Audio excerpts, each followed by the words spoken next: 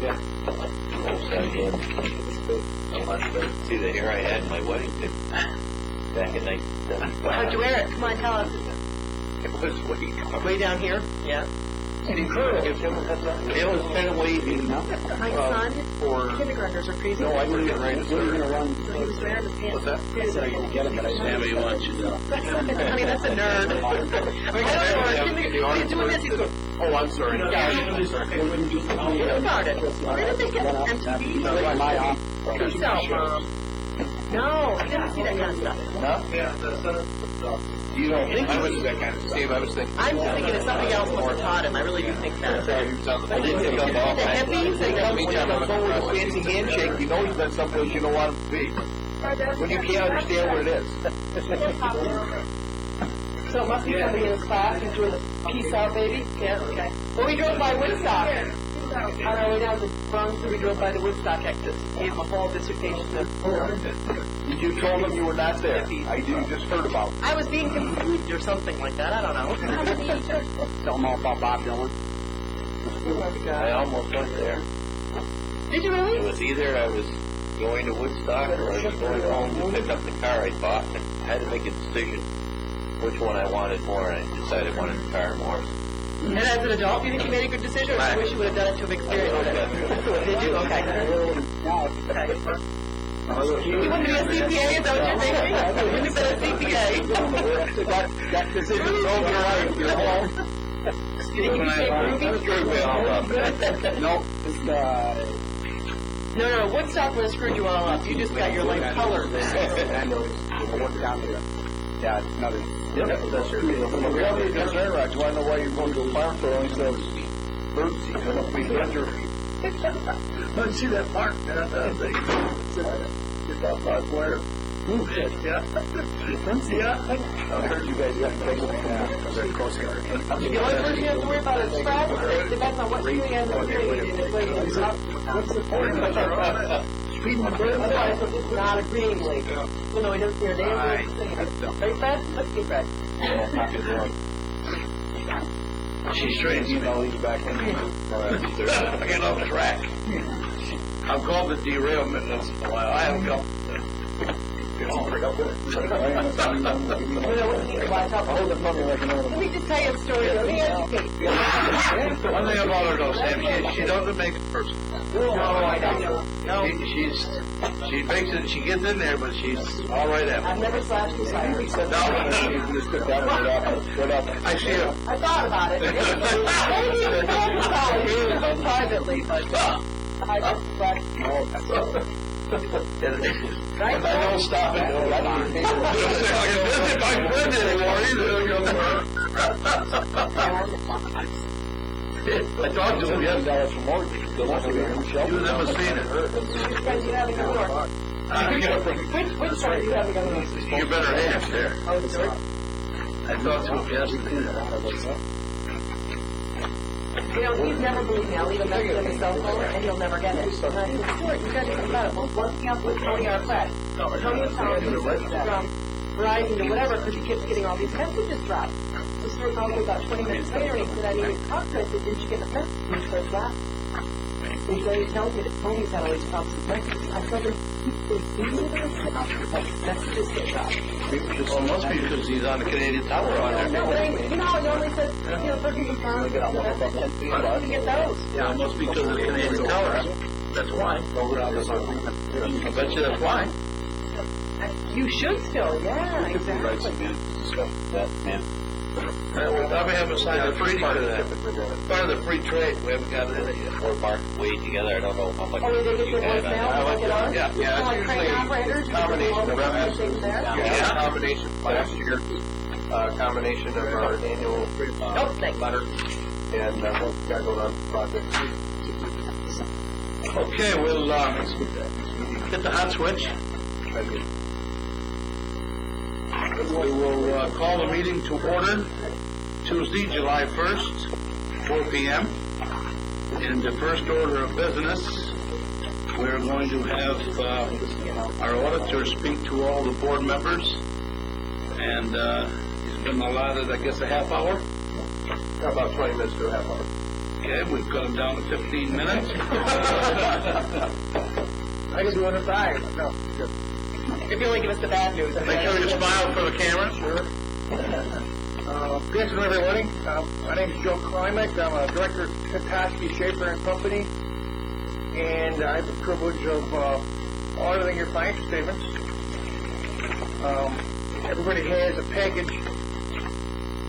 I understand everything went out in draft before this, so might have had a chance to read this before today's meeting.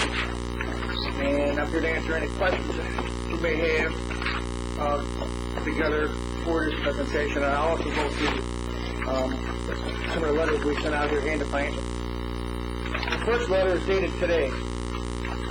Report to the board. We just handed it out. And I think it was out, put that in draft already also. This is our responsibility as auditors of management and this board's financial statements. Although we bind them up and put them together for you, they are your financial statements. And this year particularly, Mark actually put the numbers together in the word processing that we use to put the financial statements all together. And so these are Mark's numbers. And So then we got charged less since Mark did so much more work this year? Right? You guys charged us much less? Is that what I was saying? no, we still did an audit of your financial statements. You heard it. Our responsibility, Mark, Nice try. Don't they always say that? Not even You got them going already. So, as auditors of your financial statements, we cannot be, the board cannot rely upon us to find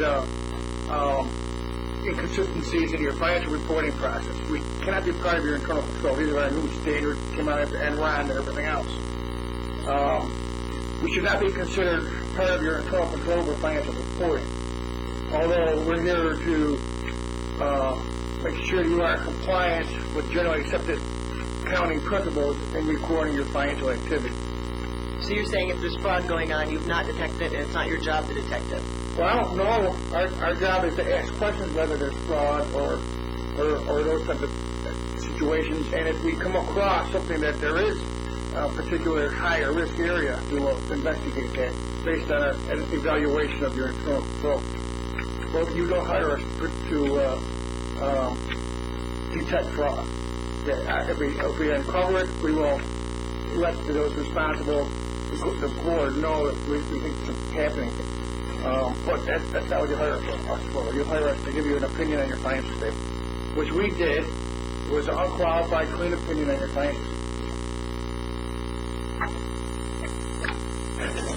We did not report any material weaknesses in internal control of our financial reporting. It's very good in those in our government accounting standard reports.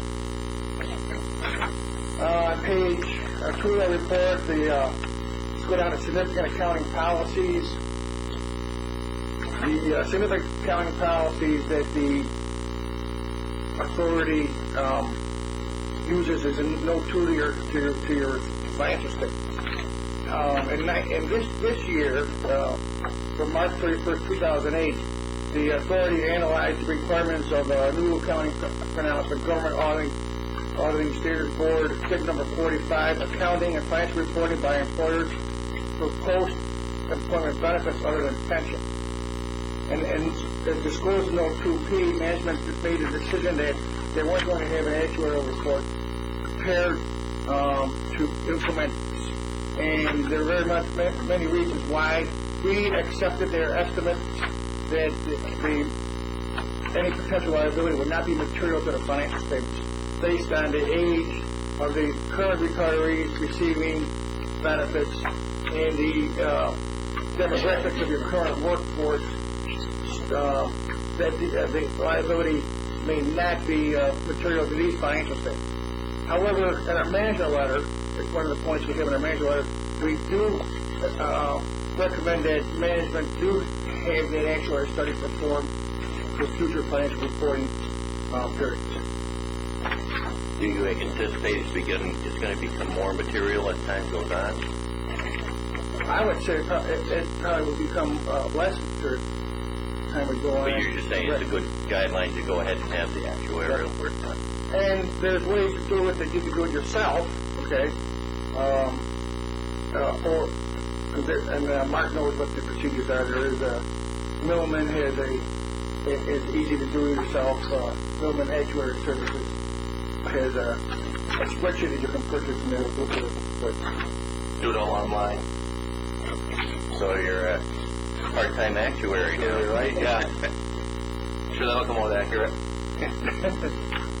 Accounting estimates, valuation of your accounts, grant receivable is always particularly sensitive in any kind of industry, whether or not your reserve for uncollectibles is adequate, and management's estimates here for their collectability are reasonable in the circumstances.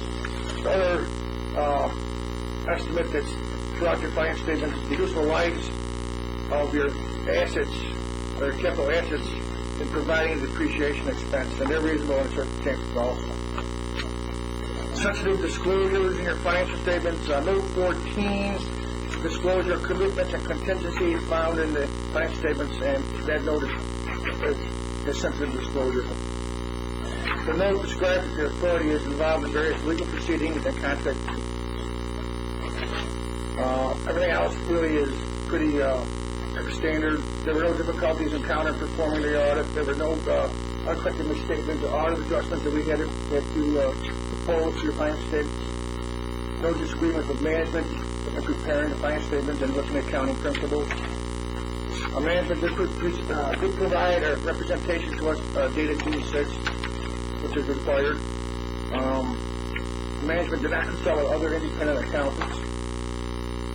And in the course of our normal communications back and forth between, when these are going to be prepared and who's going to prepare these, we discuss a variety of matters, including application of accounting principles such as ASB 45, disclosure. These are a normal part of our business in our professional relationship with our professional duties regarding your financial. The second letter is our manager letter. First one we discussed briefly already. That's one dated June 6th.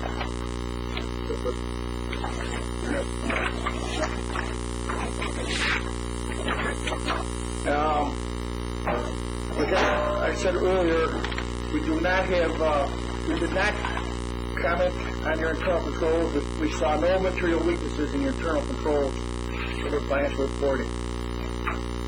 These are the issues that came up in regards to the finance statements that does not necessarily reflect on management's internal controls. Just ways to enhance internal controls and to other accounting issues. So the first issue we had was accounting issues for post-employment benefits I discussed earlier. We recommended management to prepare that actuary study for the GASB 45 post-retirement benefits. And the second comment is the review of executive director's time report. It's due policy that each employee's time report reviewed and approved, with the exception of the executive director. We just wanted to improve internal controls over accountability for everybody, which is something that the Office of Controller also looks at. There isn't a budget. To improve internal control over time reporting, we recommended the board establish a policy for review and approval of executive director's time. On page 2, previous recommendations, everything was implemented, or in the process of being implemented. The second one there, the notification of federally aided contracts. The authority does have federal funds involved with its contracts, and therefore the contractor that is involved needs to be in compliance with federal requirements. So therefore, we need to put in your contracts identify that there is a federal award involved, so that they know they apply with all those rules and regulations. So you're just saying we need to have the CFDA number? Right. And the CFDA means the Catalog of Federal Domestic Assistance. There's about 1,800 programs. And that's CFDA. Some of them aren't even covered. Right. So any questions on those so far? One thing we do have pending, which is your single audit report. It's in the review stage right now. It's not due to December 31st. We will have that shortly. Just to let you know on that report, that's regarding all your federal funds and federal programs that clearly administered. There were no findings of question costs or material weaknesses that don't go over those federal funds. But it's not ready to publish yet, so we will be sending it out soon. Any questions, board members? How much federal funding do we typically have here? Is it pretty steady or? No, it bounces around depending on the various airport projects and the railroad projects. I think last year was 1.6 million. The year before was 700,000, or vice versa. So it jumped around a little bit. The bridge. Is there a threshold that triggers that audit? Yes, it's 350. So it's $500,000. $500,000. Yeah. So if you receive $500,000 and you if you spend $500,000 in those federal dollars, it kicks in. Which we've done the last 2 years. Right. 3 years ago we did not need a single audit, but the last two we have based on that. And most of the funds are passed. There's a lot of New York State Department of Transportation funds that'll go through there, and they will look for your report. This one, if you don't have it in, they'll. New York State looks to make sure you've complied based on federal requirements, right? And if you had, for instance, some of your federal funds went to a not-for-profit, as a grant, let's say, you're required to make sure they comply with the same reporting requirement that you have. They have to issue all of their own funds if they have over $500,000. So if say your funds are $300,000, you might give to somebody like the IDA. The IDA will have federal funds, EPA funds. So if you gave funds to the IDA, and they also had other funds totaling over $500,000, they would have to give a single one. And that's your responsibility to see if they have one or not. It's a subject monitoring function requirement of things. Okay, financial statements. Again, these are your financial statements. Our report is on page 1 and 2. The middle paragraph, or the third paragraph, is our opinion.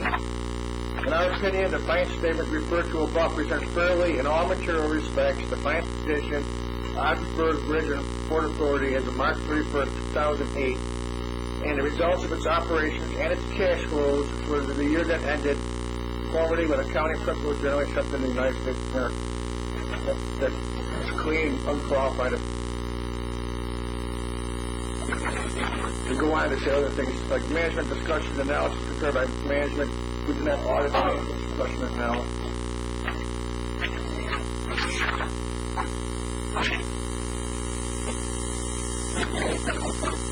Mark, do you want to say anything about management discussion and analysis? Or? No, that hasn't materially changed last year. We recapped some of our different business segments. There's some numbers in there, bridge crossings, tonnage and things like that. Basically explain kind of a general overview of what we do here for the reader. And then on the last couple of pages of the MD&A, starting on page 7, 8, 9, those are requirements based on accounting standards for us to put that overview in there. So as a result, for the year ended March 31st, 2008, your net assets increased $1,059,000, and your net assets at the end of the year are $20,375,000.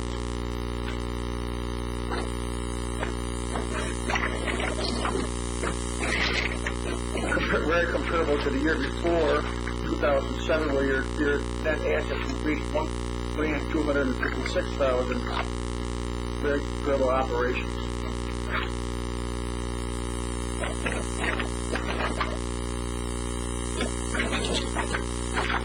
We can go into the details. When you're on page 10 are your assets. Statement of net assets. These are your assets are on page 10. You see that we have $3.4 million, $3.2 million in cash and cash equivalents at the end of 2008. Very similar to what you had at the end of 2007 at $3.4 million. Your capital assets are $42,880,000 versus $41,643,000. That is net of your of accumulated depreciation, and that represents your investments in the bridge, in your buildings, and your equipment.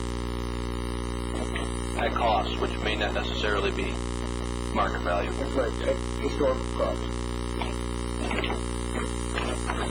Now, there is an accounting pronouncement out there, GASB statement number 42, which requires you to look at impairment of those assets.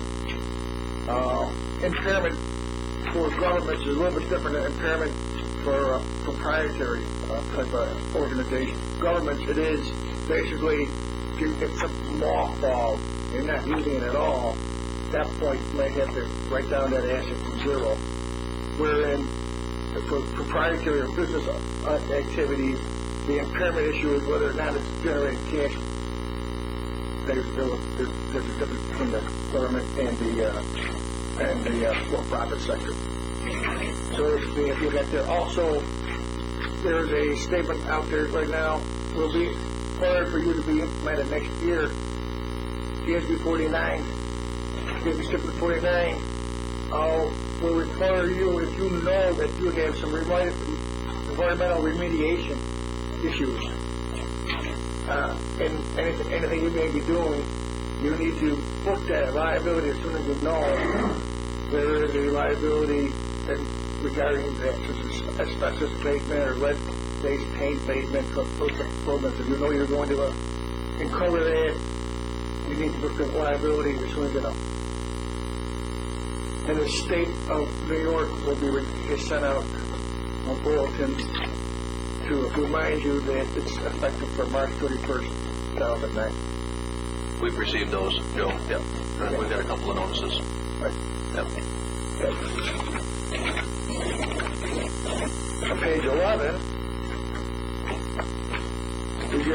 are your liabilities and your net assets.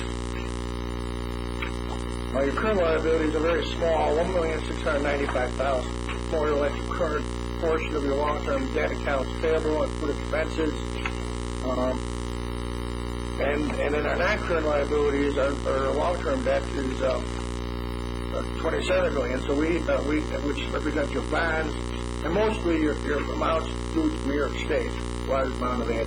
And of course, these financial statements present a component unit, which is the Ogdensburg border station, and their debt and assets are included in the bridge fund.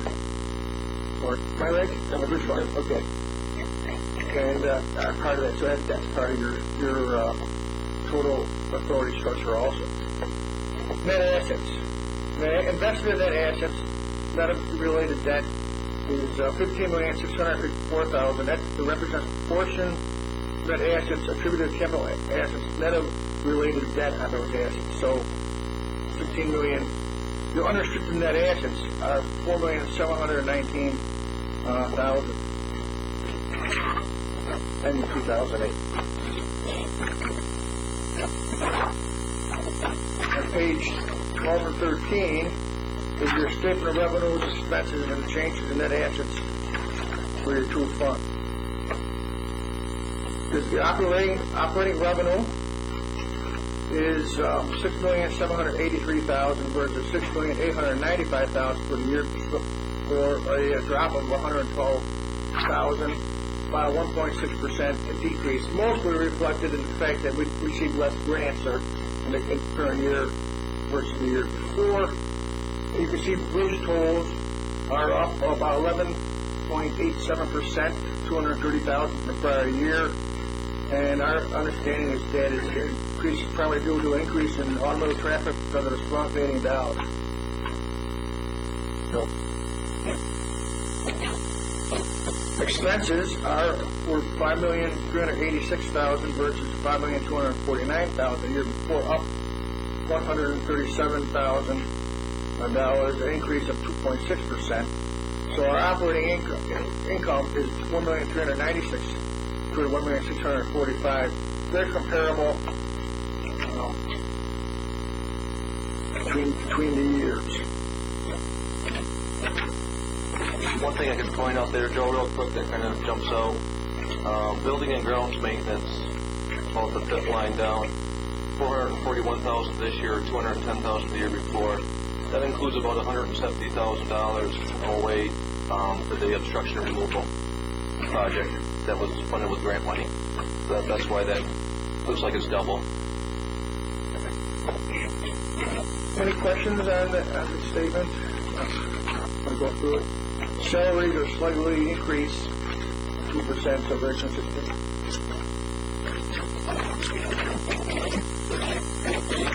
Insurance costs down. Yes. Yeah.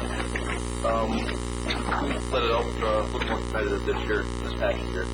So those got up dramatically, really.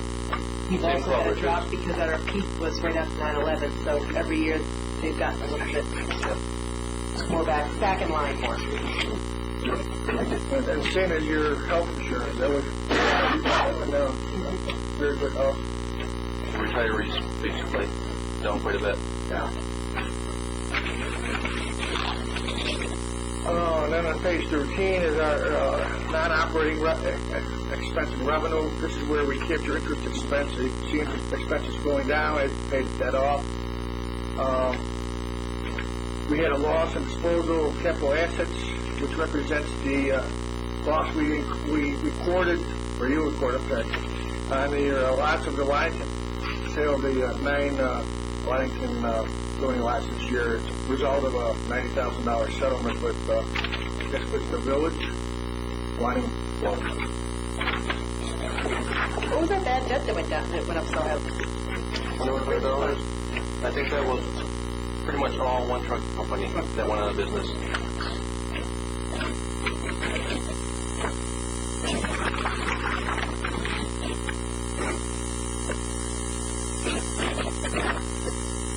Okay, the pages 16 going forward is your notes to the financial statements.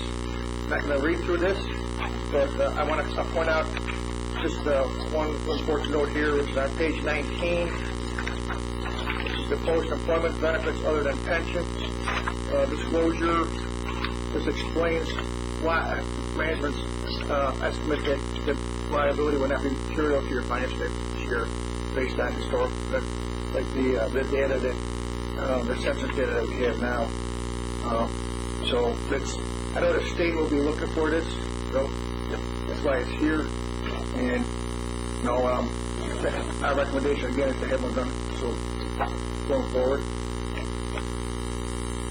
To page 20, in the middle, towards the bottom third, with the expense this year, we reported that authority recorded expenditures amounting to $48,000 and $57,000 the year before for its share of insurance premiums to provide benefits for currently enrolled retirees.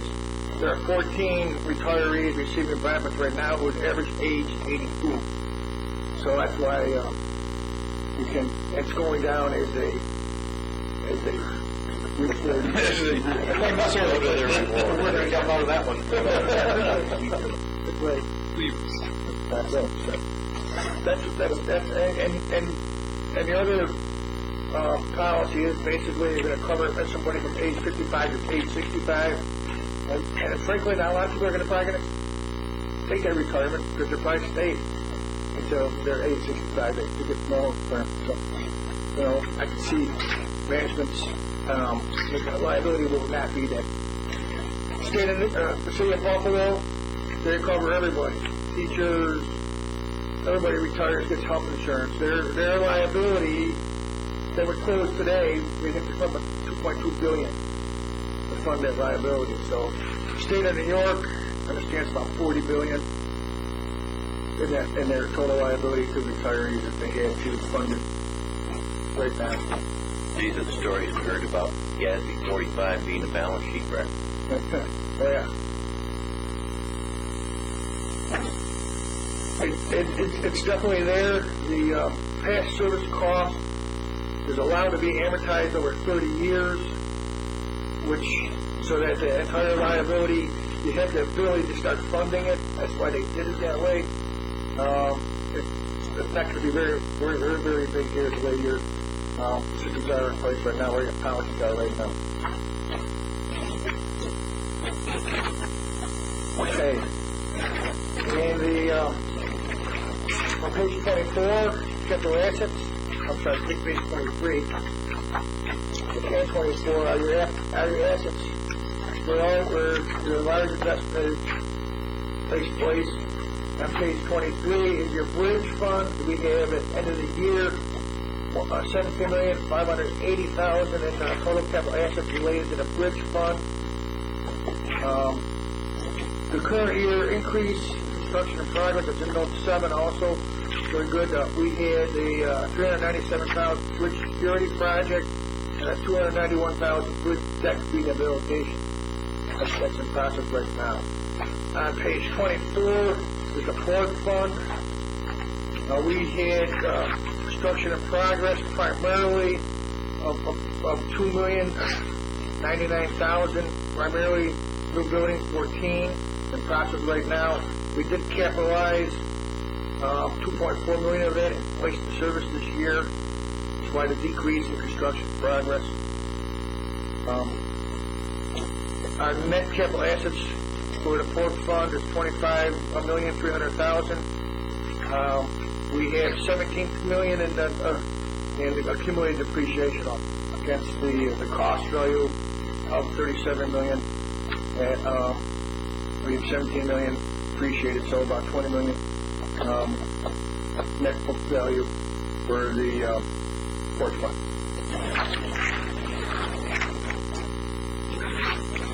On page 26, note 11 is a summary of your long-term debt, or detail of your long-term debt, not a summary. There's a lot of detail here.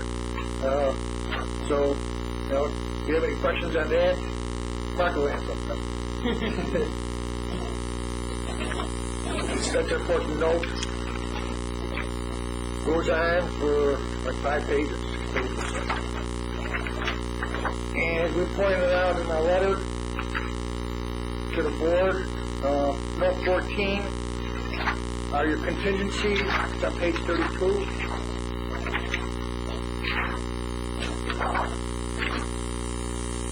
And 33, these are your contingencies that you should be familiar with. I'll skip and go on, page 37. Page 37 is our report, internal, required by government auditing standards, internal control over financial reporting.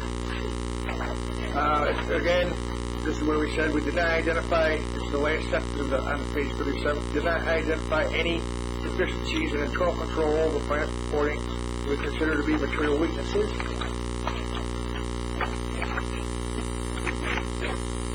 And on page 38, we have reviewed compliance and other matters related to your financial statements.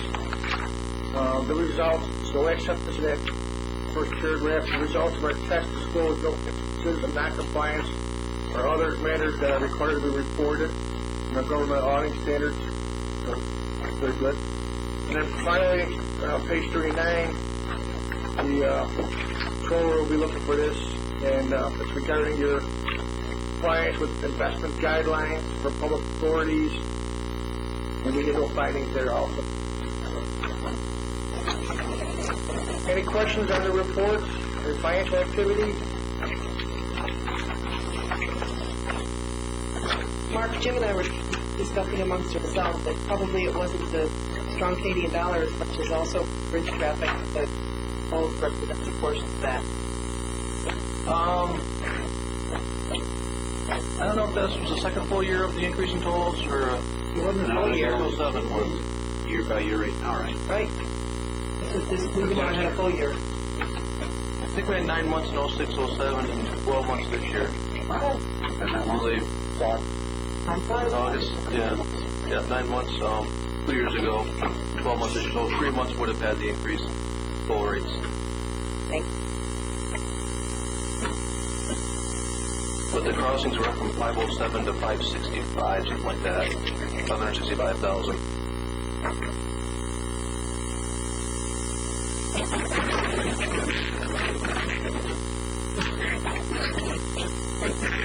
You got 2 minutes left. Well, thank you very much. Is there any questions of the board member? Being none, I guess you're done. Thank you very much. Thanks for our report. Thank you for having us be your arbiters. We have a motion to accept the report as presented to the board today. I'll make a motion. We have a second? Roger? All in favor, signal by saying aye. Aye. Should notice, as I said, presented today.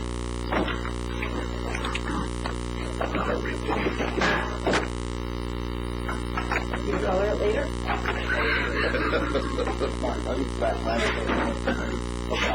That was stored in a file and then they'll get up. It's not ready. I don't mind. Airport's on the fourth one. Okay, you two control it.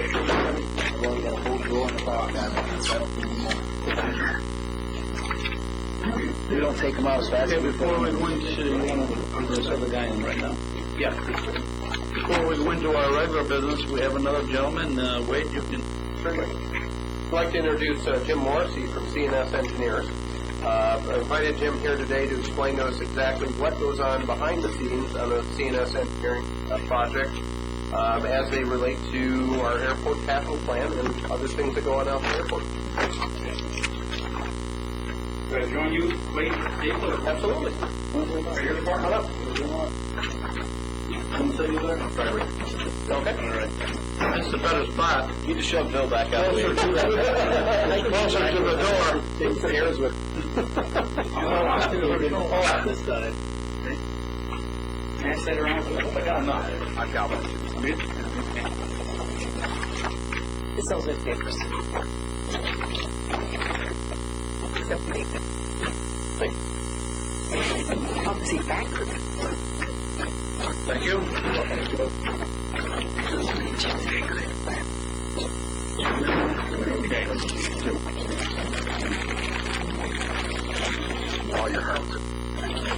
Okay, Jim, you're up. Okay, thank you.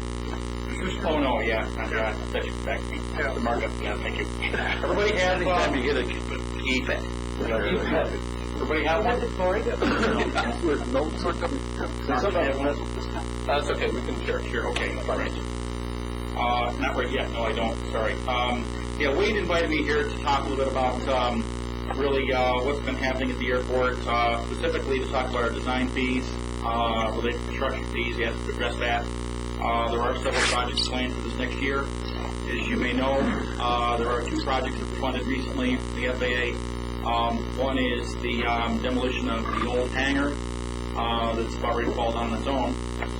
And the second one is the design of the apron rehabilitation, expand that on the GA side. Also, it includes a precision approach PAPI. Those are vertical descent lights that allow aircraft to adequately land at the airport, and also a stormwater pollution prevention plan. So it's 2 projects funded in 2008, and those projects are moving along. What I gave you as a summary, a lot of data on here, and Wade, I guess I have about 15 minutes, so I'm going to keep it as very brief as I possibly can. Summary of projects that CNS has been involved with Ogdensburg already, listing the project name. Second column is the CNS design fee. Third column is construction cost. And notice it says estimate next to construction cost. That means it's our estimate. If it doesn't say estimate, it means that's the cost of the job is to complete. The job is done. Those are the charges. You can see some of those charges are right down to the cents, pennies. Column 4 is what we call service by others, meaning it's survey, subsurface, asbestos study, wetlands, verification, archaeological, been involved in all those activities at the airport. 5 is the percent of the design fee over the construction fee, and see how they range. And then the 6th column is if there's been an independent fee estimate. And under the notes at the bottom, under number 2, I've noted that the FAA requires independent fee estimates if the design fee is over $50,000, and also requires independent fee estimate if the inspection fee, construction administration inspection fee, is over $100,000. So Jim, could I ask you really quickly, on our agenda tonight we have something for like the airport, and because we're only getting state funds, that doesn't require an independent fee estimate. Does not. Only if we do Only FAA. That's correct. That's correct. And that's the check and balance to make sure that the sponsors and the FAA is actually getting a reasonable cost for doing the engineering services. We also just add to that, we discussed that at the facilities committee meeting. So if we so chose, could do one that's not covered under the project. So in this case, it would be an extra $14 cost. Just proceed.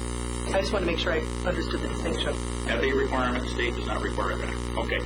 So list of projects, design fee, construction costs. Most important thing here is how are we doing on our design for construction.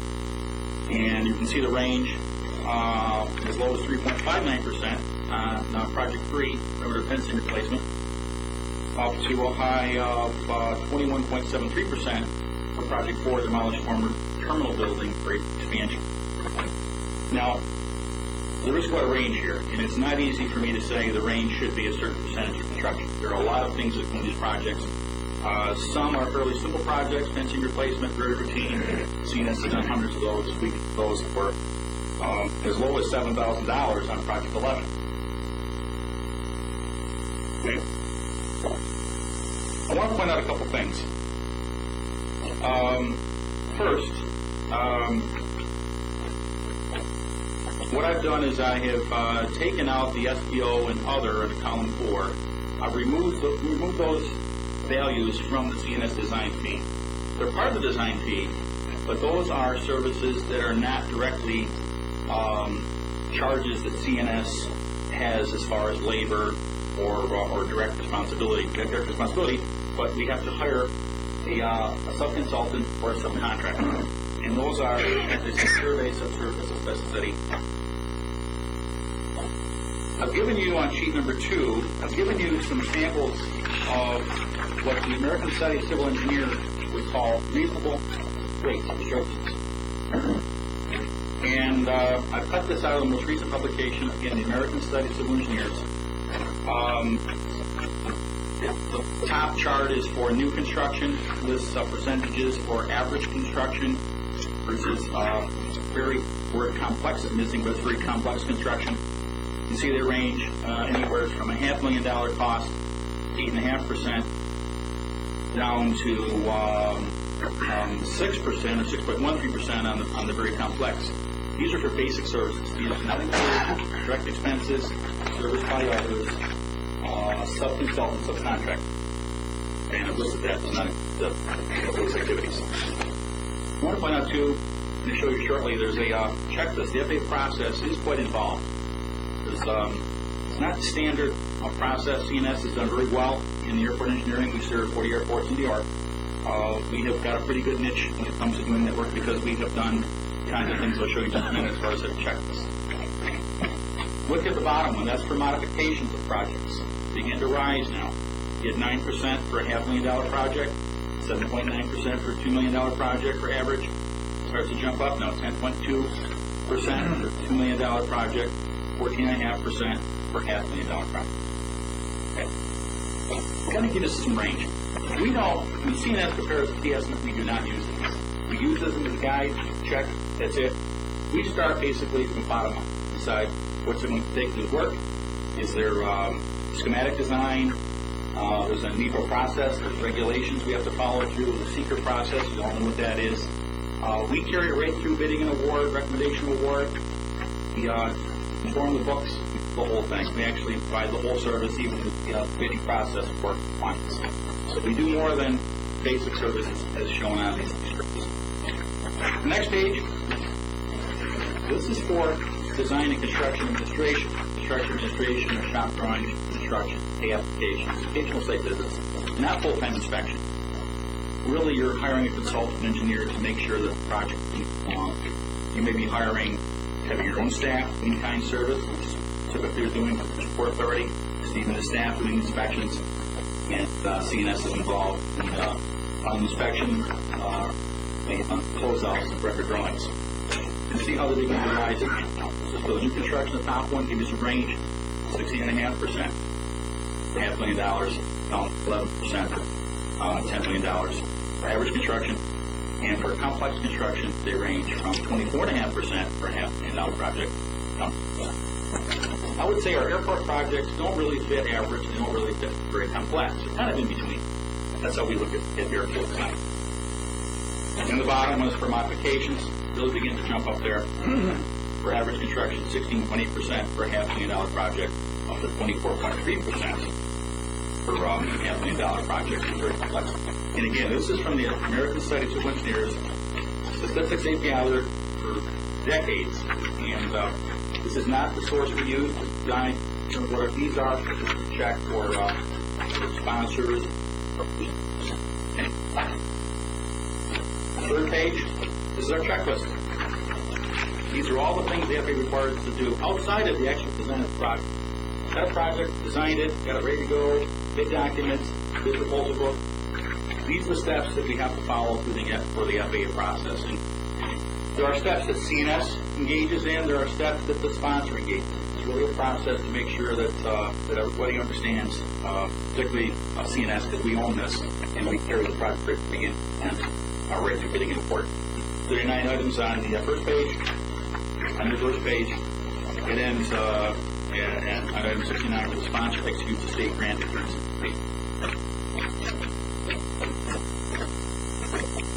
On top of that, you keep some sort of record. I remember being on one of the committees before when our funds, some of our discretionary funds are about to lapse, things like that. You keep that sort of bookkeeping. Yeah, we do. For us as well, right? Yes, we do. Water grants administration.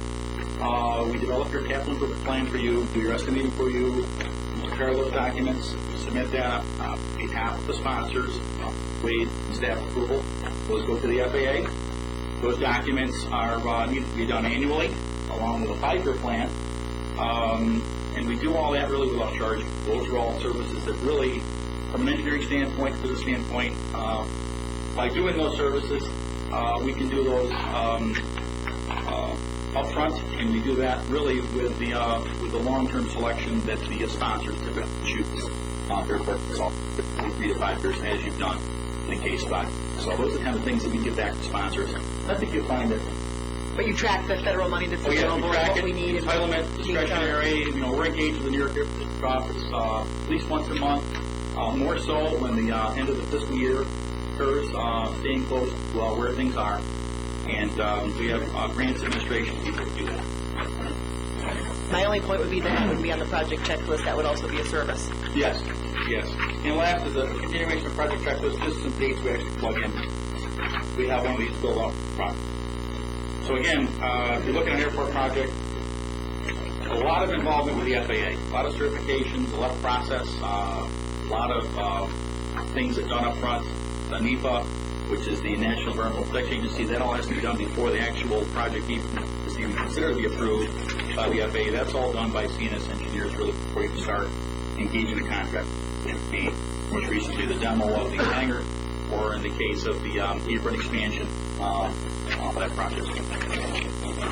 So that's a summary. I don't want to take too much time, but Let me ask you a question here. Just to go back to the first page. yes. Now it says construction cost. You have an estimate for $950,000. Yes. Now you already have your design fee built into that. If that construction cost goes down, does your fee change? Well, very seldom do we find today our construction costs are down. Typically, we're underestimating.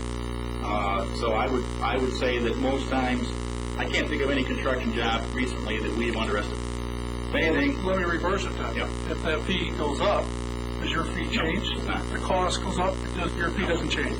We have an agreement with you, and we need to manage it the best we can. And the way we do that is through our resolutions in which we tell you how much we'll pay you for the design. Yes, yes. And then if change orders come, then that comes with the construction process and resolution as well. In the case of Project 1, let me explain what that is in a little more detail.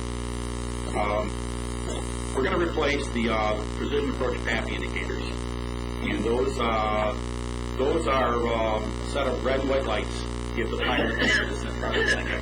Okay, the ones you have out there are getting old.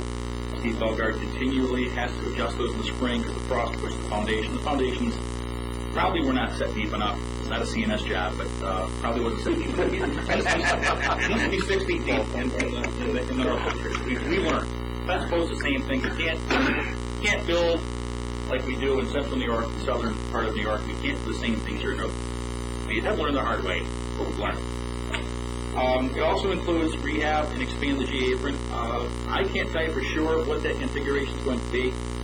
We have a schematic. We'll be doing some layouts, some alternative layouts. Meet with Steve and Wade. We'll do some tie downs. We'll show all the aircraft we can park. I don't have exactly the knowledge of how that apron is going to fit, where it's going to be. I know it's going to be, where it's going to be, but I don't know exactly if it's going to be 175 feet wide, or 50 feet wide, or 300 feet length.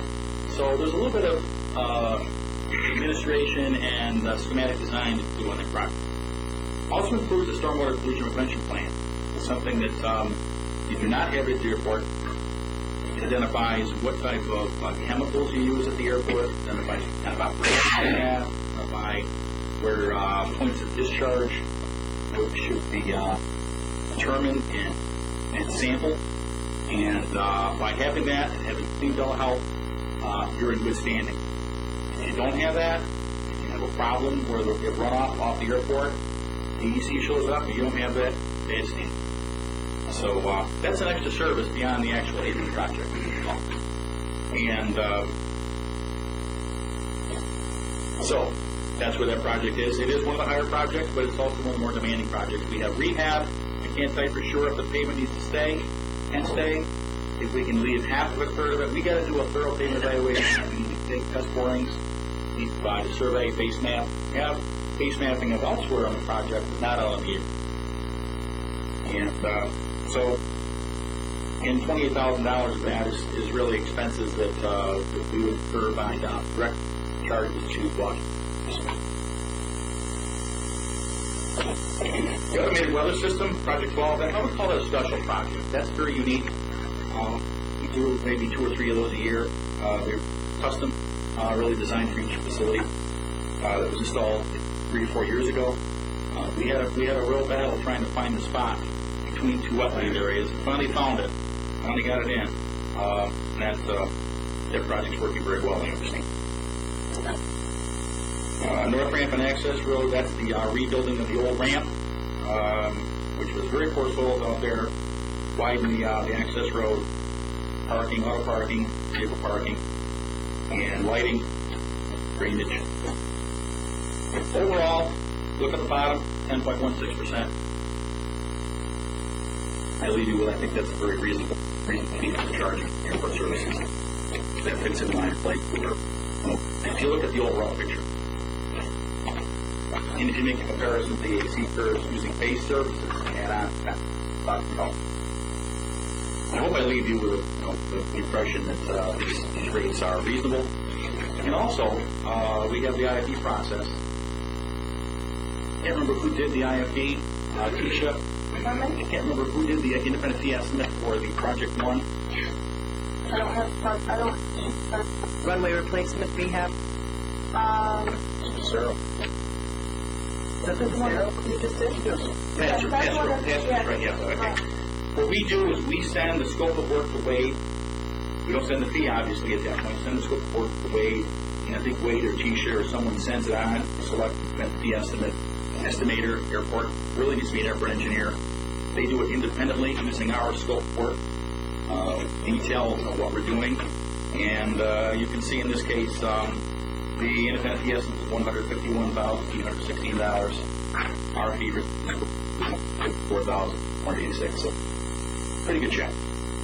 Jim, how long have CNS, since I've been on the board, CNS has done all of our airport work, but how long have you been with OBPA? How many years, do you know? The first one we did was planning back in the early to mid-90s. We did a master plan phase. So, I say probably going on 15 days. Just very happy about that. Part of the stuff you do, though, is the FAA comes out with these programs for different things, and you know what we need, so you can direct us in the right direction. We do advocate for our sponsors. Yeah, we do. We're, one thing we do, we have a very good relationship with the New York Airport District Office, and it's all about relationships. It's all about, in this particular year, there was called a 3/4-year program. It surprised us as the sponsors. March, April came out that this year Congress said the normal federal fiscal year ends last day of September. New year begins first day of October. This year, mid-year, we decided we're going to make a 3/4-year program. Our program is going to end. The FAA program is going to end June 30th. That means all the projects that were to be considered for funding needed to bid. The FAA will not issue a grant if it's for construction based on an estimate. It has to be bid. So we and many sponsors had a real struggle to get these projects ready. In the case of Ogdensburg, we only had one. That was the building. It's fairly easy for us. The design of the and expand of the apron, that was just a matter of us getting the scope work together in a fee, sending that scope to Wade, Nisha, and then processing the independent case. There are other airports, I'll say Plattsburgh is one that really caused a lot of headache for us. We had to work pretty much around the clock to get the projects done. And we do what it takes to get the facilities the money. Right. We have a very good relationship with ADO. I'd like to say, since we've been involved with the airport, that we've been part of the reason why the FAA has given funds to the Ogdensburg Bridge and Port Authority at 2.5%. I'd like to say that we're part of it, and I think we are. Of course, I think if another engineer sitting in this chair, obviously the same thing. So, but I truly think the CNS does make a big difference. As many of our, members.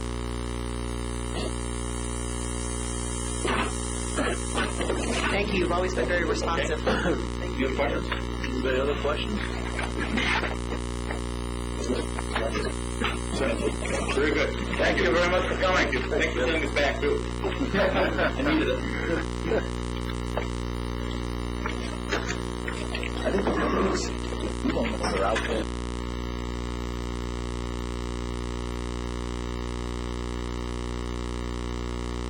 Money or they don't get paid. Yeah, and the thing is, better the FAA short.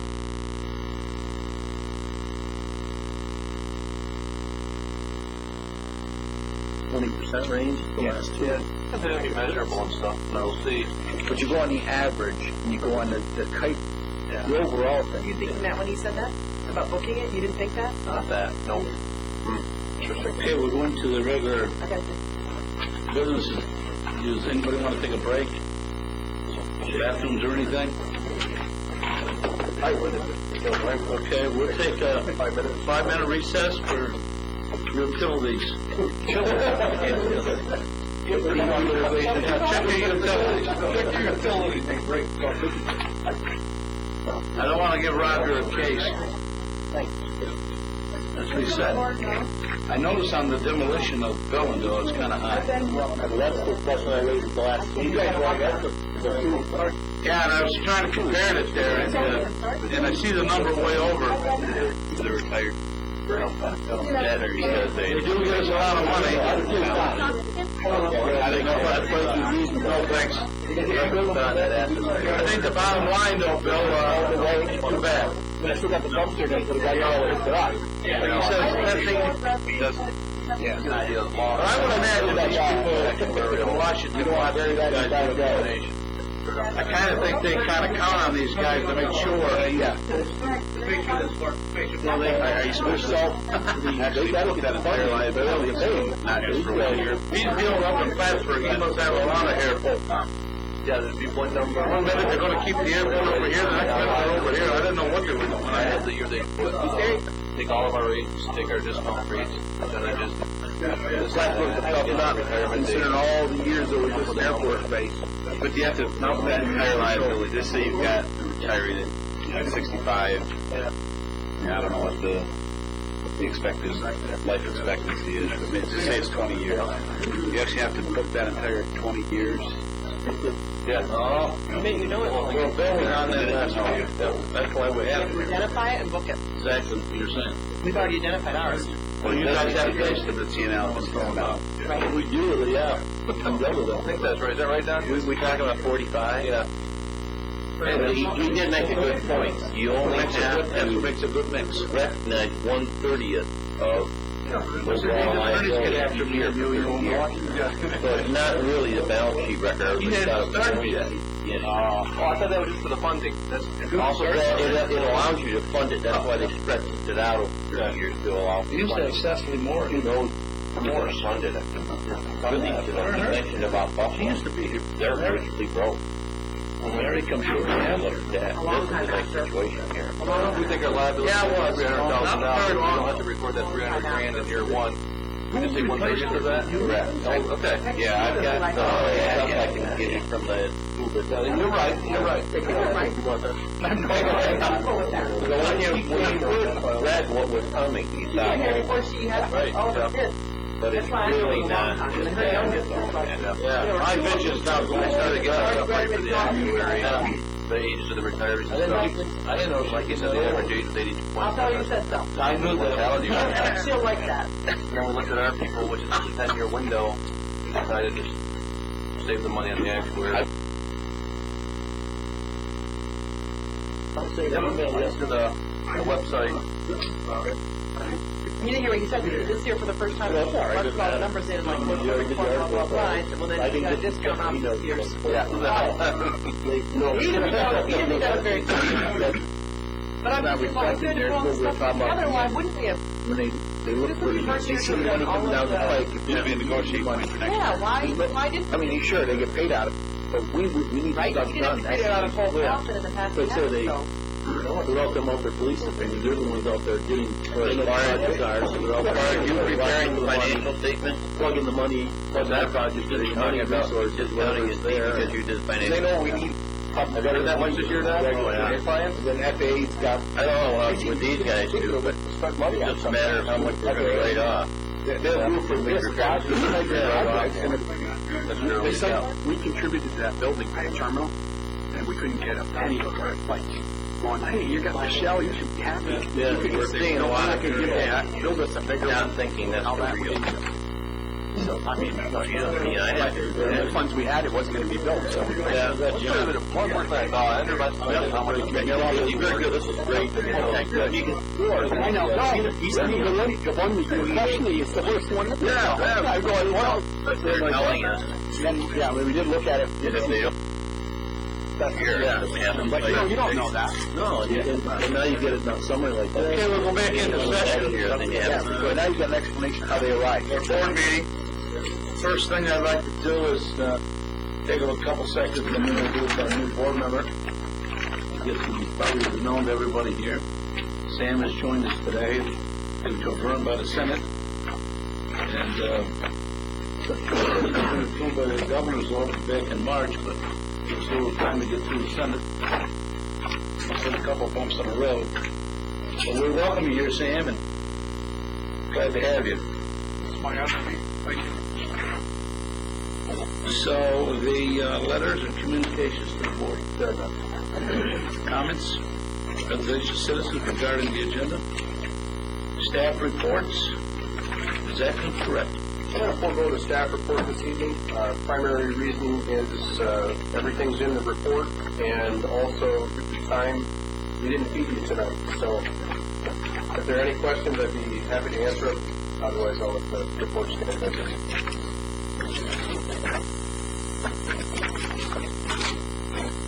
Anybody got any questions? I got one question. How many more ships have we got coming? On this project, we'll have between 6 and 11 ships. It's going to be a function of how much space we have and when the barge traffic starts coming up. So how many have we received? We have received, This is five. that's in today. Today's 5? Yeah, we've got room right now. It stands for 2 more. So we'll have 40 barges on site. The barging will start by the end of next week, probably, and that'll start reducing it so we can move them out at a speed that matches that. We should be able to get all vessels. Now, when they'll move 1 turbine per day or 3? 1. There's just 1 barge, that's it? Yeah, 1 barge, but 3 sets of trailers, Fred. So you'd have a loaded barge go down. And how many turbines on each barge? Just 1 whole turbine. Yeah, it's the whole unit. Did you see So it? they're not running 3 barges then? No. At one time, were they going to run 3? It was preliminarily they were talking, and then you needed extra tugs and crews and manning it that way. So they thought if they could match a single day cycle. Are these barges already? Is this tug already connected to it? The tug barge? Yeah, I think it's 2 tugs. There's one, the larger tug. I'm not sure the configuration. I don't know whether they're going to push or pull it, but there's one configuration where the barge functions much better, and I think it's from being behind. But don't quote me on that. Slides in, the tug slides in, there's a square front, slides in. Can't say, Sam. I'm not quite certain there on that. I've seen just the barge itself, some loading, the loading. Okay. And there's over 80 units? If we there are 86 if we get. 86. So if you do that trip one day, that's going to be going out for 3 months. Probably a little longer because they're only going 6 days. They're going to be kind of a day to just catch up there. You gotta allow for break-in, downtime for something happens to your tug or something. Summer, you never know. I would anticipate So Thanksgiving. there's a total between 11 ships coming, we understand, from the start. Is there a good chance that we're going to get more than what they recommended that we're going to get? You just know? No, we don't know at this time. No guaranteed, minimum 6, maximum 11. You think we're going to get the 11? Well, if they have 40 now, we've got half of them done. Yeah, and I haven't heard of any alternative, Fred. I just think that if the everything goes to plan, I just anticipate those last 4 or 5 to come. The last 4 anyway. I know the next 2 are they're scheduled. So the area that we've got at the Port Authority can put how many more ships on the ground? 2. And that's, we're full? I really have to look at it, and it might get 3, but we haven't gotten that far. That including the old warehouse with the elevator area? Yeah, that'll be 2. We might be able to get a little more in there. We kind of looked at it there, but we don't know exactly there. But I know after this vessel, we've got room for 2 more. So that would put us up to 7. But the next vessel after this one won't come until probably 3rd week of July. So you can see that if the barging starts, if you get 8 days of barging, that's 1 ship out of the port. So you picked up a whole vessel. So it's 8 hours up there, right? 8 By barge. 8 up and 6 back. So you've got roughly 14 or 8 hours. And how long do you think it'll take them down the load? Probably 4 hours. There. Will they have to empty those trailers and bring back those trailers? No, we've got 3 sets. You'll have 2 empties, and on the barge will be a full set. They'll be full of the components. So you'll always have some. So as soon as they can get the full off on Wolf Island, they'll pull the empties back. So they'll come back with empties. We'll have our empties full. Okay. Just keep taking those. Maybe that's where I got the turnover. Oh, okay. 3, yeah. Maybe that's right. Okay. I just wanted to ask that. Yeah. Works out. I hope we get the 11. I think you'll get them all. Get some out.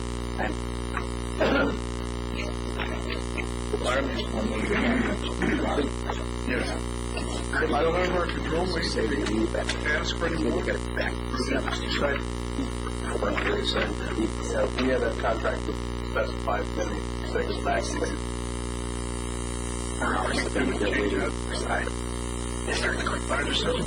Your crews trying to make as much room as you can down there. they're late. Well, I think the barges is That's the big key. one. Well, if they're in their interest too, because it's many years possible to be able to find what they need. I want to get up there before November. Yeah.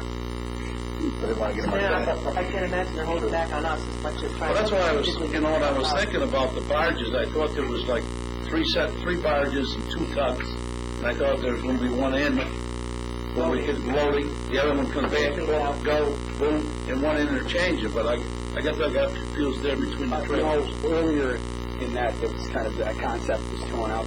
Right? Okay. So, and I can remember thinking that back when John first were talking about it. Maybe just got out there, they just narrowed it down to that operation.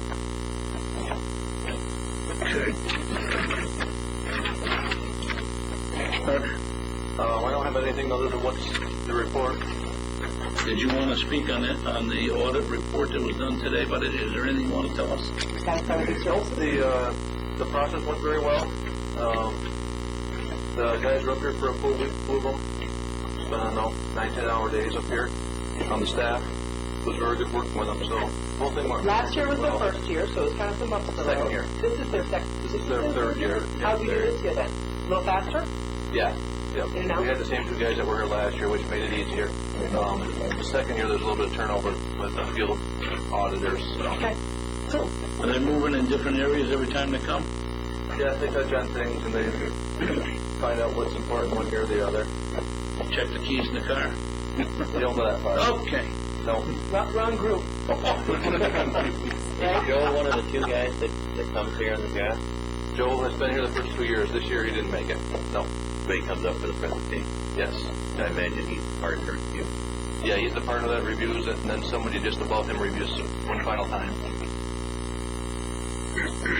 Give us good news, John. Nothing to add, just second annual Port Commerce Day that we're calling is now set for August 26th, 1 to 4. We'll get an RFP for New York State certified appraisers to the competitive space analysis that'll be going out next month. And both developers met with Forest Tech, which is the new owner of Do Industries. They just acquired the plant here as well as the operations in Canada. And by all accounts, their plan is to expand business. And have pending contracts coming up the next 6 weeks or so. See how that goes. But everything they're saying, the hope is to grow the plant here.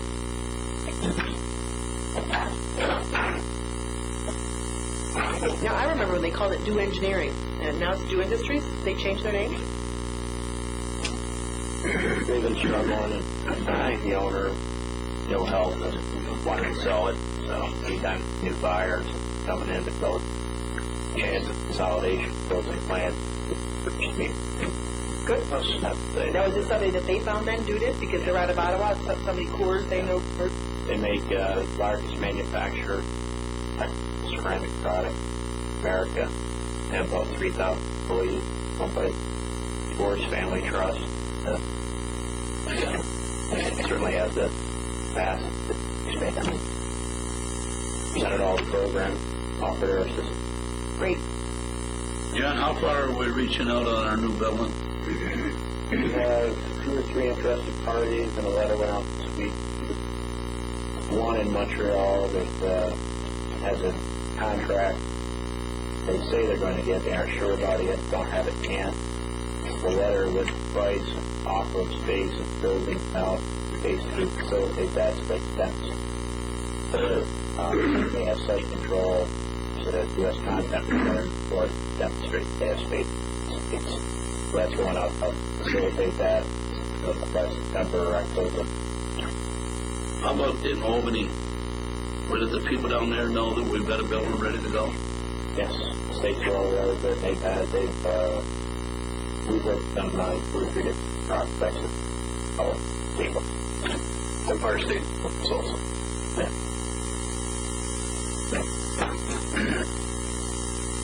We're still not going to finish the front of that, Steve, until we get a client? As far as putting a bathroom or something in there temporarily? No. Plans for that. But how much of a problem would it be to put something in there like that if you wanted to use the facility for something. We don't have any utilities in there at all, right? As far as bathroom goes? No. We all, like I said, when we just didn't want to limit people's ideas of what they can use the space. So Well, I think it's a good idea. yeah, but as far as it, I don't think it'd be too difficult to assist somebody with build out or anything like that. So That's good. Okay. I mean, there's water to go, sewer, excuse me. is there water there? Yeah, there's water and sewer. It's all there. Is there figuring inside? You ever see the building? I don't know if you've been in yet, but I drove by. floor, so you can figure that those bathrooms and break rooms and things like that, rather than limit people with my idea what an office may look like. That makes it very good for some. You've been on talking, Steve. You're up. Just one thing, we're with the port, we are doing other things. We were able to we got in 10,200 tons of salt, and as trucking's available, we're filling salt orders there. So we're trying to keep busy in all the aspects there. We are moving some cotton seed, so it's quite busy and it's good to see. So the salt is just there's something they're trying to work in through it's not just boats and barges. Steve, what's the premise for the underwater dock inspection? Insurance? We should go into executive session. We need to talk about that. Let's hear it. It's just the underwater dock inspection. Why I asked. There is a reason for that, but most appropriately addressed under executive session. Okay. Anything else, Steve? No, that just that one. Thanks. I see you did a good job on that salt. That covered the same day. Yes, Moving out, is that all state salt? yes, it is. Well, not most of that is going for state orders. There will be some remain, but the salt company's been great, and they had the covering people right in the next day, and we had it all covered. And we're working just out of one face to just keep that under control as we get out. Steve, in that one area where you're dumping off, how many more ships are we going to have this year? There, all I can right now is the sand spread because of the draft of the boats. The best we can do is half vessel, half load, Because it's shallow up and there. I have nowhere to unload that first half. So basically, we've been splitting a ship with Johnstown. So they take the first half because if they come in full and want to load the first half, I can't take it. I have nowhere to put it. So when they lighten up there, they come across, that lightens them up. So we're able, some of you, I think you've seen pictures where the boat's way up by the city dock, and that's what happens. And then we can dump up to 14,000 tons right there in that radius. And that's about as far as we can go right there. So for now, we're just getting that in there so that we can fill those orders with that. Splitting the ship isn't anything out of the ordinary. We've done that fast. No, and actually, we haven't demanded that. That before splitting the ship was just a convenience for the salt company. They'd say, "Well, you take half. We take the half. We take it whenever we can." Right now, it's kind of that's our mode of operations until things dwindle with the barging and all the windmill components. We're going to need space. But as far as in the end, when they have all the windmill components on there, we're going to find space enough to have the salt there for the winter time. It's just a matter of we're going to be working pretty hard come November and December, relocating things like that, and I know that's coming. So we're just trying to plan for that and take care of it as we can, keeping the windmill people's needs in mind and the salt too. But we don't want to lose that business. I think the last question I have on is the Corps of Engineers have a certain time when they're going to come back and do more dredging for our port. How is that done? I mean, we have to lobby for that? Do we have to, what do we have to do for I that? think you do. I think if you can get some money put aside and they come in there, I don't know how hard we've really pressed upon them how that limits some of our work. And I know we've talked about that port study that maybe coming out of there that might be a plan forward as far as allocating some money that would really help our operations. The reason I asked the question is because when we built the dike, they made the dike big enough for 3 dredgings, maybe 2. Was for 3, and they also got to put in a drain off or it gets out comes off. The sludge stays in. The Corps at that time made sure we did that because they said we're going to have to do dredging again in X amount of years. I was just wondering if we shouldn't start maybe having somebody look at that to find out, are we on the map with these folks? Do they know? And it would really help us to get the ships in there. I remember it was like 27 to 28 feet deep. Right now by the boat dock, I think it's only about 20, 22. Yeah. Where the fish find. So it's like, I just like to know how they put us on the radar for later on that. I can look into that for you. Because they definitely built the dike big enough. Yeah, we've got room for it. It's just a matter of all season getting that. We have a much stronger case now that we're busier as well. Well, I just didn't know that every 15 years they come up and say, here's the money, get this dredged, or put it on for bid. Do readings every couple of years. Yeah, I think the Corps does. That's why I say we must be on a kind of a. They're aware of what the depths are and everything. Make sure it gets a high priority in the port study and use that to demonstrate the need. Well, we might already be on the clock. I don't know. I don't know how it works. Thank you. You're welcome. Is there any more questions of Steve's report? Okay, we move into the general mission. Let's see. The headlines. Committee reports. Jimmy? Facilities committee met today, prior to the meeting. Discussed 5 topics. First being the independent fee estimate for CNS.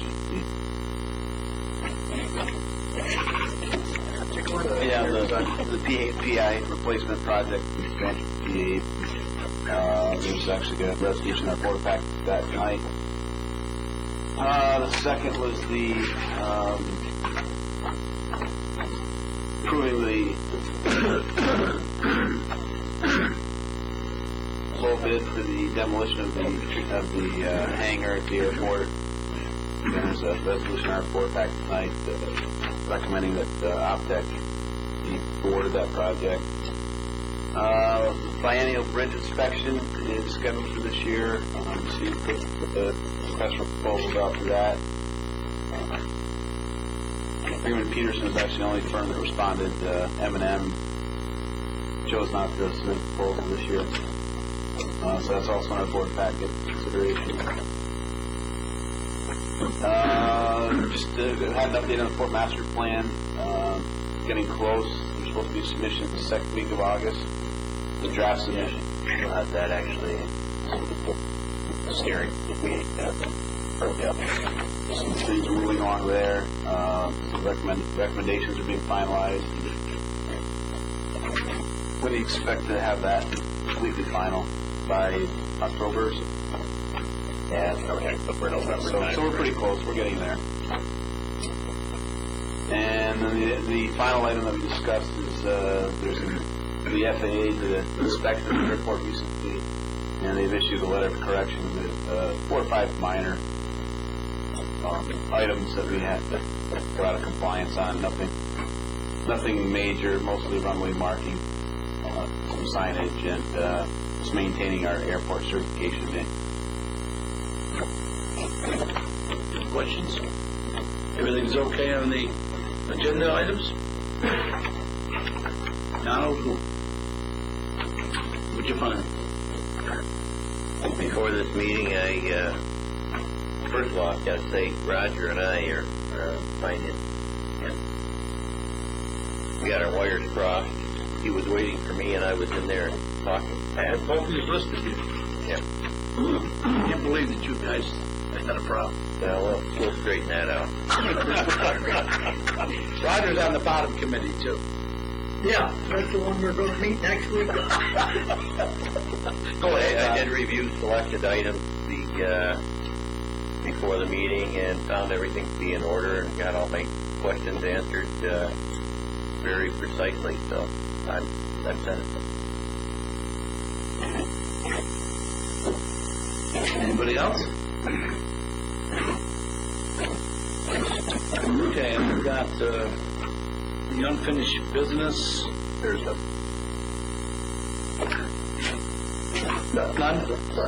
Okay, I need to talk to the board about August 5th. Can we do a change there? I guess it conflicts with a couple of us.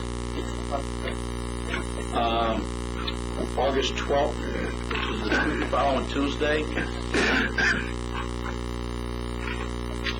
If that's possible.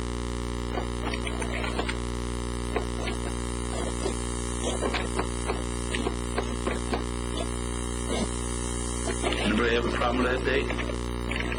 If I'm not on vacation, I would have a conflict. You're excused. I've seen the expenses in there. Just getting you, Frank.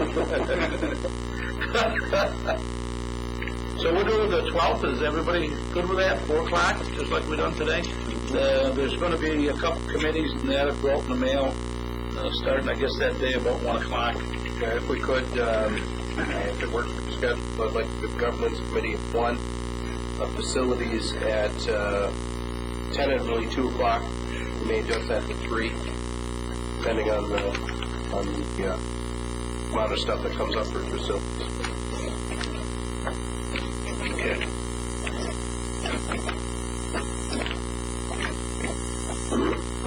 Anything else?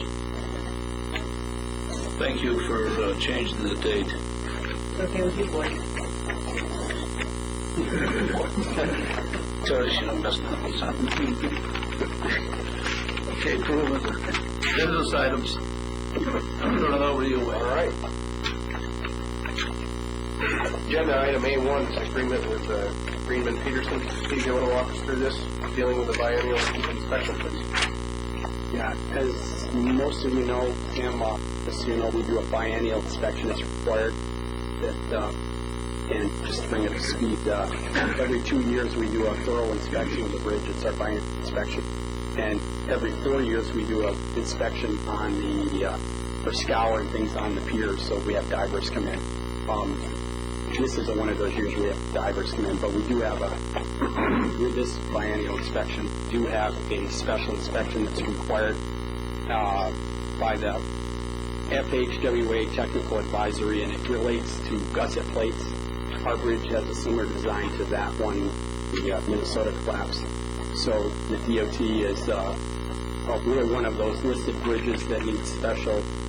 We need a special Change anything because we changed the weight limit and all that? Excuse me? Did that change anything? Because we No. increased the weight limit? No, it's just we haven't done any significant like structural changes, and that's what a lot of this relates to, because our bridge is kind of in the condition it was when it was built.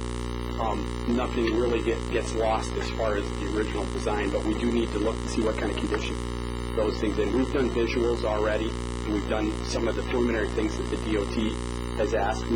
Last year we had to do an inspection, 2 inspections that were required that we had to do just in response to them. So I put out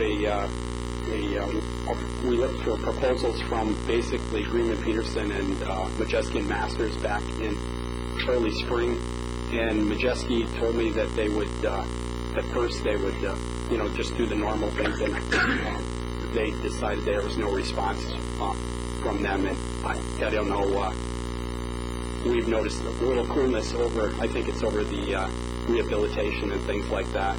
So, Select them. yeah, and used to be I'd have some pretty good conversations, but I understand, and it's business, and so Greenman Peterson is doing our bridge rehabilitation, and they put in a proposal. Basically, if you break down the $110,000, 95 of it is the biennial inspection, and then the extra is for the gusset plate inspection. And part of that, there's going to be some additional time involved in that. So there's the bridge inspection unit is going to take 2 weeks. Plus, they're going to need more manpower, and they're going to cover it in a different way. So, and with that, some of the equipment costs have gone up and energy costs have gone up. But our last, just for the board's knowledge, I think our last inspection was $87,000, and that included the diving. So this one's gone up, but it does have the it doesn't have the diving, but it has the special inspection. And I think we budgeted $115,000. 107, Steve. I looked after the last year. It was 107. And what we did was we budgeted what we thought the biennial would be, and then we threw in a kind of a placeholder because we're part of this thing. We knew more that's coming up, so we threw in more money for any special inspection. And, you know, we've got that now in the budget. Well, not all of it, but it's somewhat close. Is nobody that water made a huge difference? They see it better now, or does it make any difference? Oh, no, not really, but yeah, it is clear. You can find the crescent wrenches that we dropped. Well, side note, we were able to find the street light that went into the river off the, so we picked that up, and it was trash, but I think we ended up getting $160 in aluminum recycle. Didn't we on that? I gave you the check. Yep. So now we're only $2,400 short on this. Right. I think it was only 100. Oh, okay. Go look for some more, Steve. Okay. Anyway, we're going with Green and Peterson. They are pretty involved with everything that we're doing out on the bridge right now. So they've scheduled it for the 3rd, 4th week of August. And we've got the kids here, so we provide all the maintenance and protection of traffic. So this will be a new experience here, and hopefully it'll work out.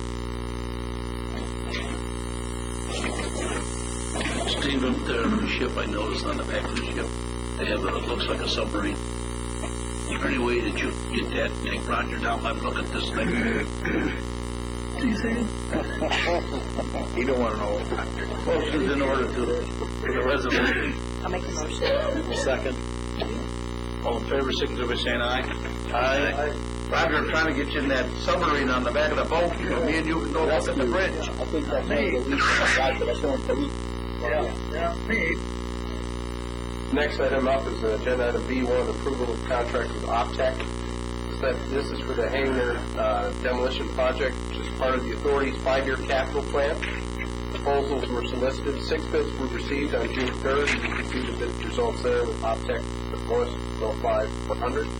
Based on the review and due diligence of the bids from CNS engineers, we recommended the contract be awarded to OPTEC, cost not to exceed $105,400. Now, I have just a short question. Wasn't there something in that bid, though, where it may cost less? If there wasn't, a certain condition could be met? Yeah, they did it. An ad, what it was saying, they did a thing where they said if they could take it away as construction debris rather than individually. It was just something the contractor put in. It wasn't requested. So to try to compare bids, I think CNS wasn't able to just to say, well, let's go with that. There was one that said if you could take it away, construction, you can classify everything as construction debris, even with a small amount of asbestos in it. They could do it for a smaller number. There was something in there, yes. Is that still around? It is what? That number still around? No, they couldn't. It didn't match. They couldn't. What happens if they compare it, right? What happens if they do it that way? They can't. No. They were just saying that if we allowed them to do that, that's what they would do. So you're saying it's not going to happen that way? Correct.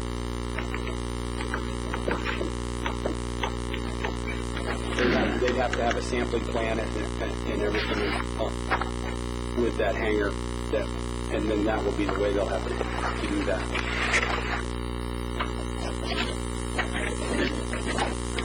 Like anyone else, that there's a lot of variance in these bids. Yeah. Well, the two are close, so that's, I asked the same. Exact same question. Well, really, the 105, if you could have took it away as construction debris, dropped down to what, 60 or 54? 60-something. I seen that anyways, and that's why I'm asking the question, is when they do get it tore down, if it can go away as construction debris, I mean, he gave us a quote on that, why wouldn't we want to live with that? Well, it's just that it changes the rules for everybody else, right? That somebody else, they just put that in there on their own. And to just go that way, someone else might interpret the specifications of maybe that they could do that. Maybe it isn't in there, but it's, you know, they're only doing what We'll spend another $40,000 just to make sure we. Well, I mean, you could rebid it, but then we might not make the June 30th deadline. Well, we wouldn't make the June 30th deadline, but we wouldn't fund it at all. It's okay, I asked the question, it's not there. Some of these will be mobilization costs too, I'm assuming if OpTech is more local than. I make that motion. Do we have a second? Yeah. All in favor, signify by saying aye. Aye. Opposed?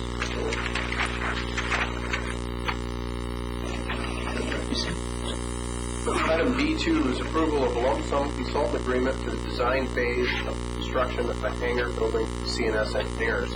This is the one you saw last month. Last month you saw it in here with an independent fee estimate language associated with it. This is not an FAA project, this does not require an FAA independent fee estimate. Therefore, the $1,400 IFE on this one, independent fee estimate, if we choose to do it, that's on the authority's dime and not paid for by the project. Based on the fact that it is not covered under the project, it was recommended by the facilities committee that this put forth without the IFE. Well, even like comment, even on top of that, we just kind of took a look at the total construction cost versus the engineering cost. We said, hey, it's about 10%. We think that's in line, and that was before we actually had anything. CNS, their average is 10.16. Kind of reaffirms what we were talking about in the facilities committee. So we're satisfied. Thank you. The staff recommends approval of a lump sum consultant agreement with CNS engineers at a fee not to exceed $64,865.05. I'll make the motion. Do we have a second? Second. Still seconded. All in favor, signify by saying aye. Aye. Next item up is Port of Ogdensburg. Item C1 is approval of a handling and storage agreement with Brummans. This is the DDGs that we have at the port. This is 3,000 tons of dry distiller grains at the Port of Ogdensburg.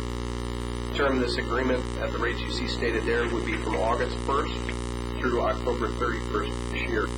Also included is the appropriate insurance coverage, naming BPA as additional.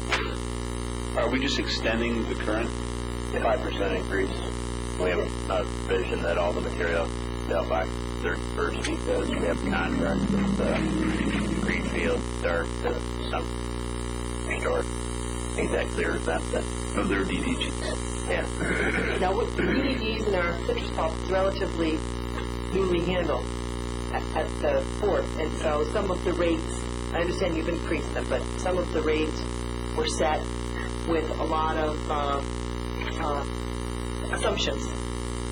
Are we comfortable that the rates now that we have are going to cover and make us profit? All these rates. The C1 and C2 are both rather new commodities for us, right? The DDGs and the citrus pulp haven't looked like salt we've handled. Are you comfortable that these rates are going to cover our...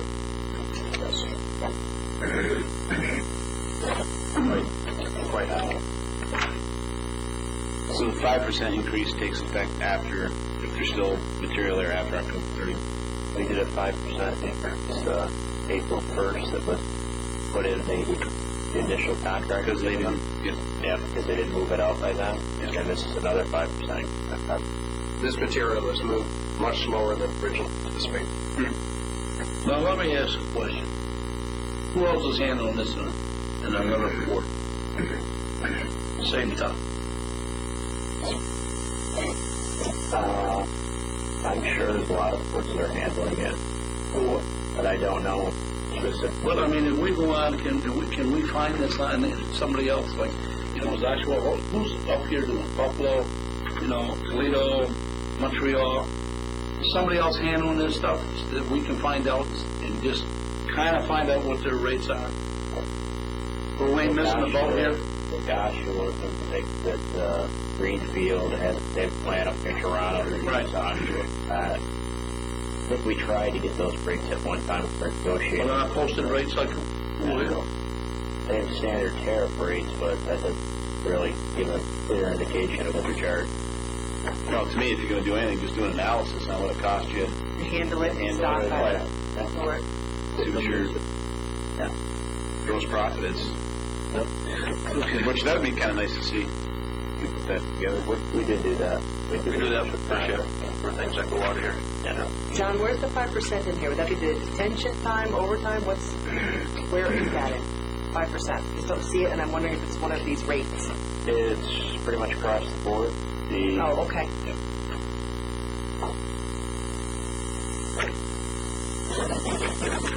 I think Mark adjusted the overtime and security fee as well. Yeah, trying to standardize that. So we don't need a separate clause that says we retain it beyond a certain date. What happened to me was ramification. Right, just look at it. Our resolution says it's silent as to that. The contract provides for penalties, so to speak, for... There's no penalties now. It's just a provision that states that to them that all material has to be out without exception by 31st. You can put that in there. And that is in the contract that you signed with them. But it's not part of our resolution. Right. We could add on the that. 31st, if they're not out of it, then you're going to negotiate. Well, we're going to work between now and then to make sure it doesn't or something. Okay. Part of the problem is the broker we used to work with now gone to another company that broke part of the issue. I move this. Have a second. Okay, Don. All in favor, signify by saying aye. Aye. Item C2 is approval of a handling and storage agreement with New York and Ogdensburg Railway, DBA Seaway Bulk Services. This is a commodity that for 3,000 tons of citrus pulp at the corresponding storage rates that you see.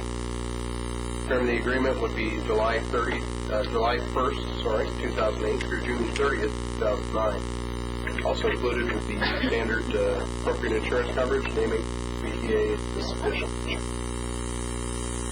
And do we have a similar language in here that if stuff is around beyond June 30th? No. Is that not necessary? We haven't had that problem before. Such small money that it'll be coming in now fairly quickly to local farmers. Where are you storing that now? We'll store room 2. That's the big thing where the G's are, and then like John said, we don't anticipate any like 3,000 all at once. I think it'll just move at a certain. It's coming in by rail, right? Go ahead, a couple rail cars. It's down there now being on the temporarily being No, unloaded. that's the kind. No, both are cuts. So that's a cottonseed one? One's all over the ground? There isn't any here right now. They're still negotiating. Okay. Motion in order. Well, we got something else now. I'll make that. Seconded by Bill. All in favor, signify by saying aye. Aye. That was. I'm just grinding it up. I kind of was on to that. Item D1, I'll direct you to your extra packet there because there is a typo in the packet that you have. Item D1 is approval of a lease supplemental agreement with Strager Ferris. You'll notice one thing here that's absent. Last time we talked about adding the utility clause. That is absent from this agreement because Strager Ferris had a 2-year option to renew that was specified in the original agreement. This is for 7,300 square feet of space in the 6th industrial building at the corresponding rate in dollar amounts that you see for the period August 1st through July 31st. Is that something we should keep in mind as a lesson, that when we do these options, we build some language in for utility costs? But although they'd have a 2-year option to renew, they're always subject to something to keep in mind where we need as boilerplate language. Yep. So I move this. Second. Second. All in favor, signify with aye. Aye. Okay. Item D2 in your packet also has a typo, so it's separate packet. Approval of lease agreement with Breckenridge. Staff has prepared a lease with Breckenridge for 10,310 square feet of space in the 6th building. Corresponding rate, period August 1st, 2008 through January 31st, 2009.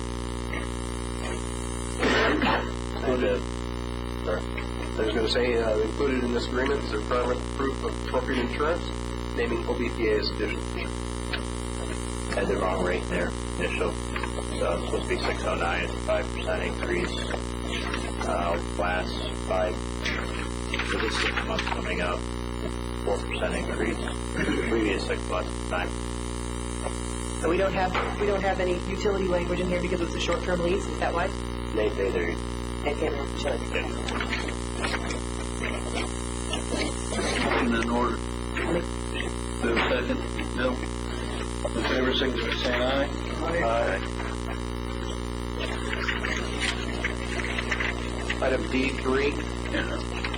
approval of lease supplement for Air Shoes for 833 square feet of space in the 6th industrial building. Corresponding rate here is July 15, 2008 through October 14, 2008. It's a very short-term agreement.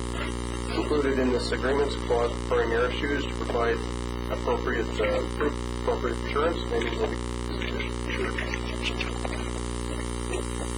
same thing last year, just storage shoes, just overflow this time of year. Cold storage, so we're not going to worry about electrical. Yep. I paid $6 last year and $6.24 this year. The maintenance building have all the boxes in the window? Yep. Yeah. Yep. They're backed in there. Yes, they are. Yep. All in favor, signify by saying aye. Aye. Roger moved it. Roger moved it. Jim did, and Roger seconded. Jim.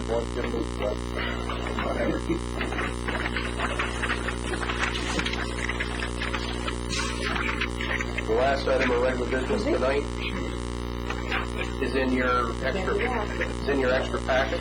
Agenda item F1.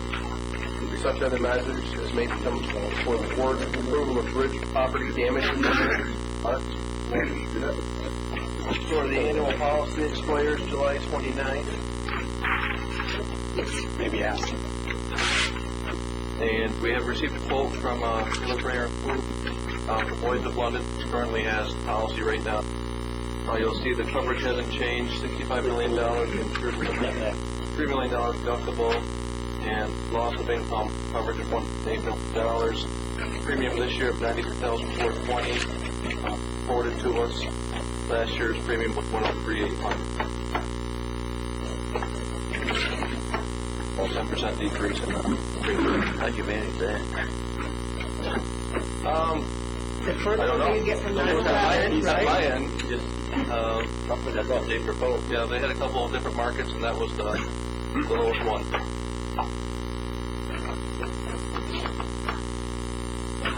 Motion in order. Harry. Do we have a second? Bill. All in favor, signify by saying aye. Aye. Second, insurance companies. It makes no sense, because they're not making money in the market. You'd think our premiums would be going up. They don't know how high they really were. Yeah. Jim in trouble with that is though they need all the premium dollars they can get, so they don't dare go too high. Which tells you there's still room to move. Did you ever look for, how close are we on those insurance rates that we were prior to September 11th? Mine is usually, I don't know. But I'm thinking now we're getting more deliberately help. I would agree. Pull up the last 7, 8 years here and see where we're at. I think you're right there. Think yourself, and that doesn't drop down below 100,000. This is, Commanders. And that would have been prior to 9/11/2000. Right, so that would have been our 92-9 policy.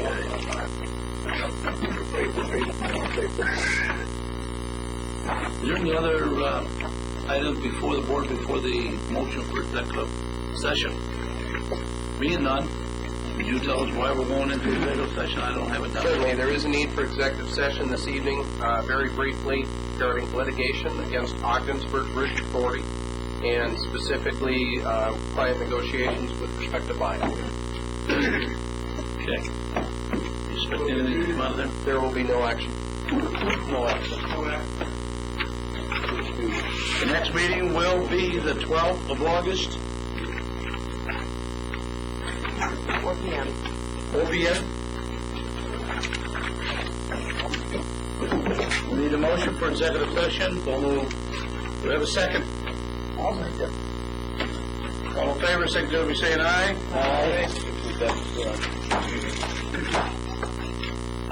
You should get Sam The helicopter what I up would there. call the banquet box. When I was first getting on, we got it. We got it for you. Did anybody give him the box? Probably the cover. No, we're in the process.